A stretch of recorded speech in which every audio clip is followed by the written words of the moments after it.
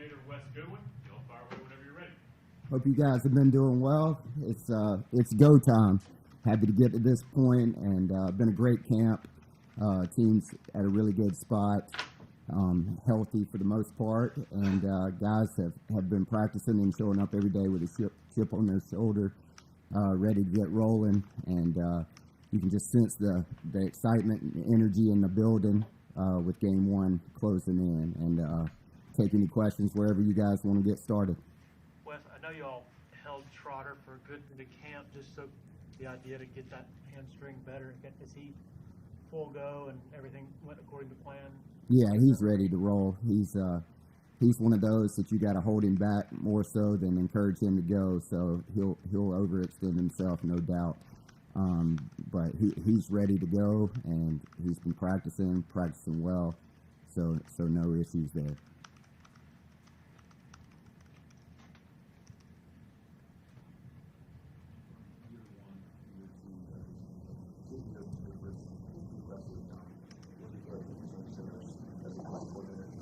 Yeah, I think just the confidence and command in the room, defensively, walking in every day, meeting room wise, and just having the belief and trust in the players,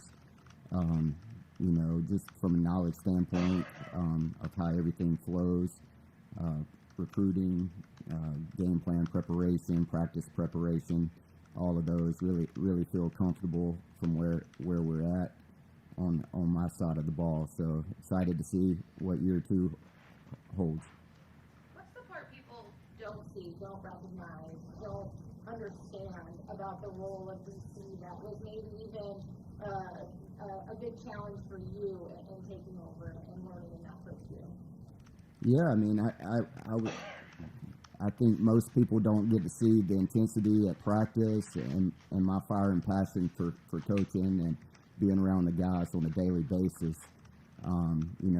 I love to have fun. I'm a pretty laid back guy off the field, but in those meeting rooms and once we cross the lines, that intensity and fire ramps up. And I coach my guys in my way, not somebody else's way, and I am who I am. But nobody wants to win and coach their guys and love their guys as much as I do. To get into some of those fields, what's it like? Because your defense rallies around you. They come up here and talk very lovingly about you.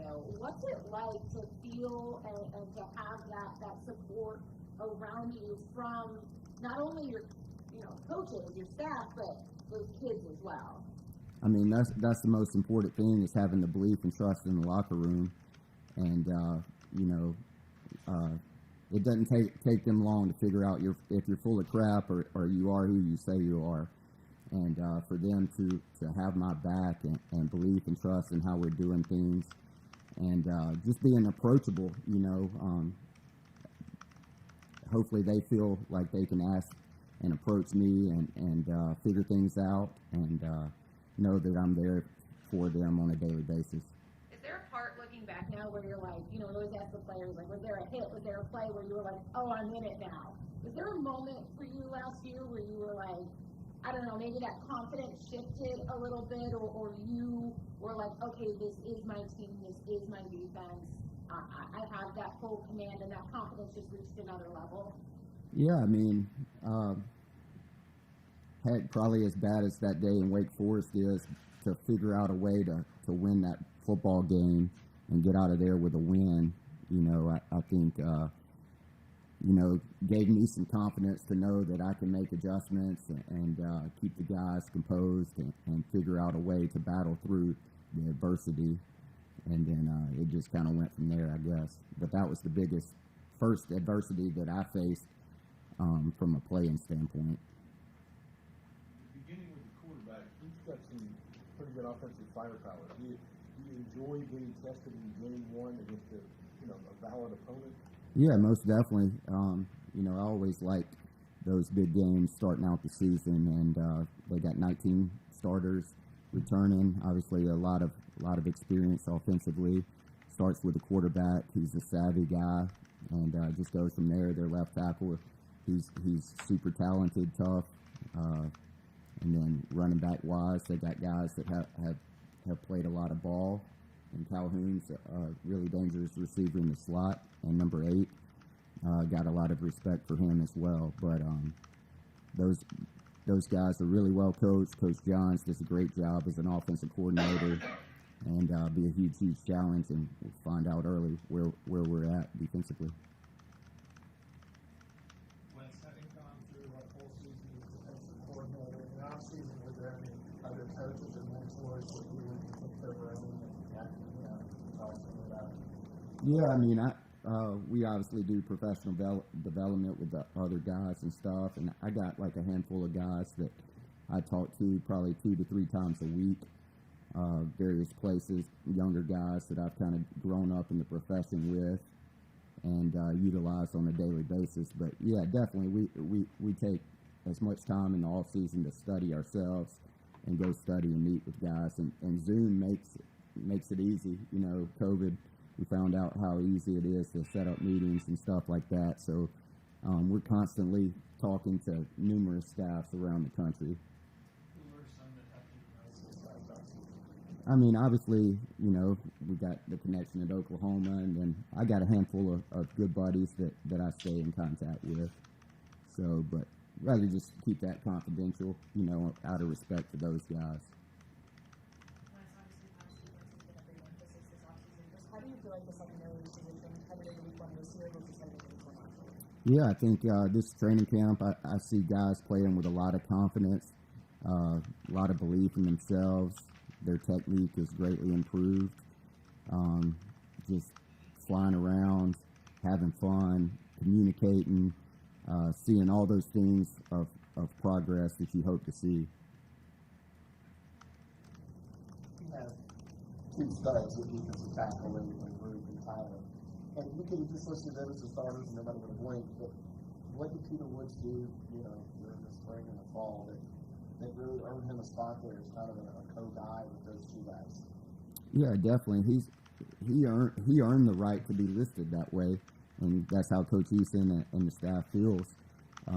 But you know, he showed up well beyond his years, obviously, and really talented. But just he's a grinder. He works really hard and plays with unbelievable effort. I think the effort separates him from a lot of people as well. But just you know, on a daily basis, he's continued to earn that right to be listed that way. A lot of younger guys like that, maybe early on, maybe chase shadows a little bit, kind of unfamiliar with the speed of the college game. Did you ever see that out of him, or did he kind of come in with just this instinctive feel for where he's supposed to be on a given play?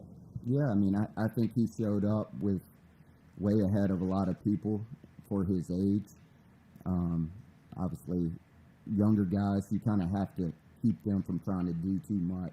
You know, sometimes they'll get antsy and get out of their gaps and want to do too much. But that's been the biggest thing, just having got discipline with him, you know, and slowing it down and making him understand how the big picture fits together with other guys around him instead of trying to make every play. Wes, what's the most important thing you learned about your defense during camp over those 2 or 3 months? Yeah, I mean, I think the experience and leadership of that group really showed during camp every day. You know, I think physicality and tackling-wise greatly improved on a daily basis, technique and fundamentals. And I see guys playing with a lot of confidence, a lot of belief, understanding where their help is, and knowledge allows them to play a lot faster. Any questions for Coach Goodwin from Zoom?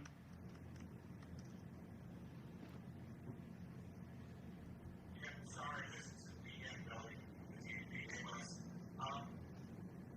Justin was in here earlier telling us, he's 23 years old. Peter Woods is 18 years old. How does that, is there a mentorship among your defenders and players on this team as we kind of cycle through this COVID eligibility situation where there was a gap in ages between your youngest and oldest players? Yeah, definitely. I think we have a very unselfish team who pour into the younger guys, and they know that that's their responsibility. That long after they're gone, they want to see Clemson do extremely well, and they take guys under their wings. You've seen it over the years. Most recent, going back to 2018, Christian Wilkins, Dexter, those guys did the same thing with younger guys. Tyler Davis, and Rook, all those guys, XT, Maskell, pouring into the younger guys. You see it from my room as well. Walk down the halls at 12 o'clock today, or whenever, here in 15 minutes or so. You'll see younger guys in there meeting with older guys and them pouring into them and just teaching them about the game of football defensively, scouting report stuff. And it's really cool to see. There's almost not a lot for you guys to do. Except screw it up, right?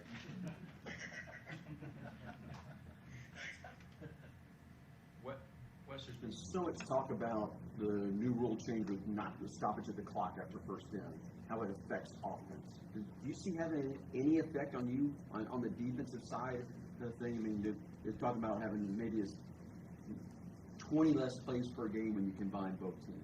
Does it have any effect on you defensively? That maybe, okay, after first down, maybe there was that little bit, extra little bit of time, and you don't get that?